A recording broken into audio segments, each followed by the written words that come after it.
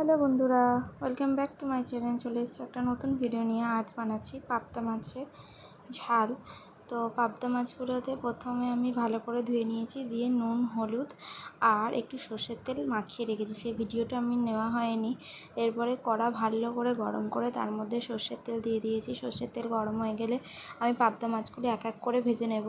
যেহেতু পাবদা মাছগুলো খুব ফাটে, সেই জন্য আমি আগে থেকে একটু সর্ষের তেল তার গায়ে মাখিয়ে রেখেছিলাম যাতে না ফাটে। তাও খুব ফাটছিল বলে আমি একটু দূরে চলে গিয়েছিলাম। কড়ার মধ্যে দিয়ে দেওয়া হয়ে গেছে। মাছগুলো ভেজে নেওয়ার পরে এর ফাঁকে আমি একটা মশলার পেস্ট বানিয়ে নেব। মশলার পেস্টের মধ্যে রয়েছে আদা, কাঁচা লঙ্কা, কালো জিরে আর সাদা জিরে দিয়ে আমি অল্প জল দিয়ে ভালো করে একটা মশলার পেস্ট বানিয়ে নিচ্ছি। দেওয়ার পরে মাছগুলো ভেজে নেওয়ার পরে ওই তেলে আমি কালো জিরে ফোড়ন দিয়েছি। দেওয়ার পরে মশলার পেস্টগুলো দিয়ে দিয়েছি। পেস্টটা দেওয়ার পরে আমি ভালো করে কষাচ্ছি তেলের সাথে। মশলাটা ভালো করে কষিয়ে নেওয়ার পরে দিয়ে দিয়েছি নুন আর হলুদ।